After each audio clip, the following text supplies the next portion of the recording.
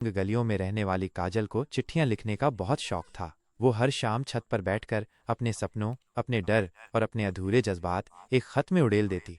लेकिन वो खत किसी को भेजती नहीं, बस पुराने डिब्बे में जमा करती जाती।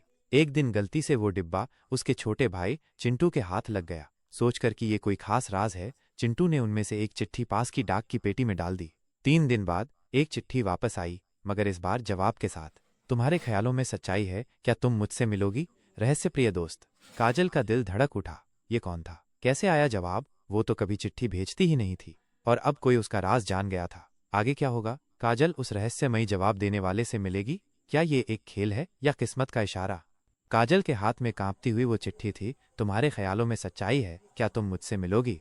रहस्य प्रिय दोस्त। उसका मन उलझ गया। डर और जिज्ञासा के बीच झूलती हुई वो सोचती रही, कहीं ये कोई मजाक तो नहीं, या फिर कोई मुझे सच में समझता है। उसने अगले दिन फिर छत पर चिट्ठी लिखी, इस बार जवाब में, तुम कौन हो? मेरे जज्बातों को इतनी गहराई से कैसे समझते हो? और चुपके से खुद उस चिट्ठी को डाक पेटी में डाल दिया। 3 दिन बाद एक और जवाब आया। मैं वही हूँ जो हर शाम तुम्हारे लफ्जों में खो जाता हूँ। मैं तुम्हारी हर बात पढ़ता हूँ, लेकिन मैं तुम्हारे आसपास ही हूँ।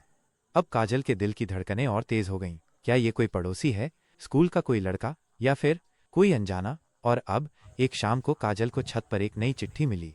हवा में उड़ती हुई आई थी। आज रात 8 बजे पुरानी चौपाल के पास मिलो, अगर तुम भी मुझे जानना चाहो। क्या काजल जाएगी? कौन है वो रहस्यमयी दोस्त? ये कहानी अब मोड़ लेने वाली है। रात के 7:30 बज चुके थे। काजल के हाथ में वो आखिरी चिट्ठी थी। आज रात 8 बजे पुरानी चौपाल के पास मिलो। उसका दिल धड़क रहा था, हाथ ठंडे पड़ चुके थे। वो अकेली नहीं जाना चाहती थी, लेकिन किसी को बता भी नहीं सकती थी। आखिरकार हिम्मत करके वो निकल पड़ी, अपने मन के तूफान को संभालते हुए। पुरानी चौपाल की दीवारें वैसी ही थीं, धूल भरी, चुपचाप और कुछ कहती सी। वहां कोई नहीं था, बस एक बेंच पर एक लाल गुलाब और एक चिट्ठी रखी थी। काजल ने कांपते हाथों से चिट्ठी उठाई। तुम आ गई। ये पहली जीत है उस दोस्ती की जो शब्दों से शुरू हुई थी। मैं तुम्हारे ही आसपास हूं, लेकिन तुम्हें डराना नहीं चाहता। मैं जानता हूं तुम्हें पहले भरोसा चाहिए, इसलिए अगली चिट्ठी कल तुम्हारी छत पर होगी। तुम्हारा रहस्य प्रिय दोस्त। काजल चौंक गई। वो मुझे देख रहा था। उसने पहले ही जान लिया कि मैं आऊंगी। वो गुलाब उसके हाथ में थरथराने लगा। अब ये खेल नहीं रहा, ये कुछ गहरा था, कुछ बेहद निजी। क्या काजल को किसी अपने से धोखा मिला है, या ये कोई ऐसा है जो उसे बचपन से जानता है?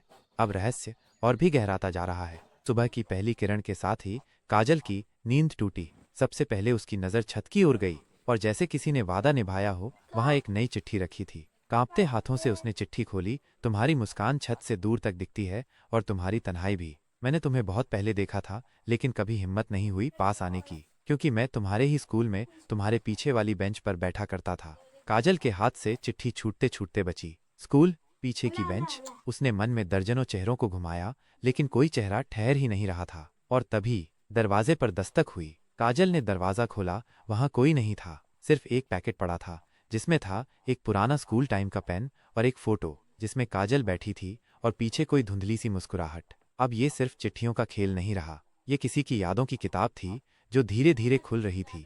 क्या काजल उस मुस्कुराहट को पहचान पाएगी? क्या वो तैयार है उस सच्चाई से मिलने के लिए जो इतने सालों से छुपी थी? उस धुंधली सी मुस्कान में कुछ जाना पहचाना था। वो चेहरा साफ नहीं था, लेकिन उसमें एक सुकून था, एक ऐसा एहसास जो उसने बरसों पहले कहीं महसूस किया था। उसने झट स्कूल की एल्बम निकाली, एक एक फोटो देखती गई, और फिर एक नाम पर उसकी उंगलियां रुक गईं। आरव।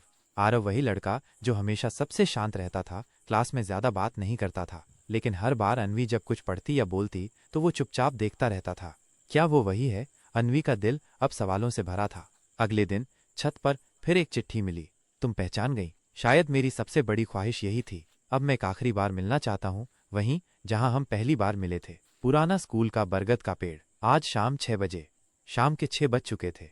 अन्वी धीमे कदमों से पुराने स्कूल पहुंची। बरगद के पेड़ के नीचे एक लड़का पहले से खड़ा था, हाथ में वही पुराना पेन और आंखों में इंतजार। जैसे ही उनकी नजरें मिली, वक्त कुछ पल को थमसा गया। आरव। हाँ अन्वी, मैंने तुम्हारी हर चिट्ठी पढ़ी, हर जज्बात को महसूस किया, और उसी में खुद को खो दिया।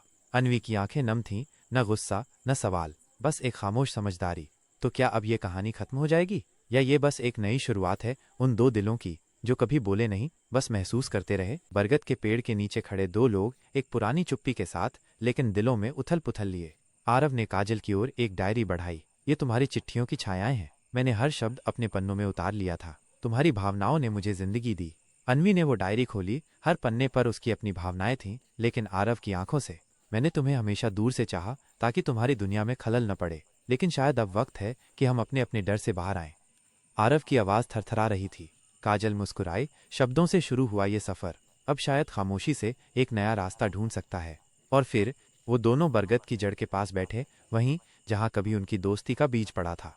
काजल ने आखिरी चिट्ठी निकाली, जिसे वो कभी भेजने वाली थी, लेकिन रोकी थी।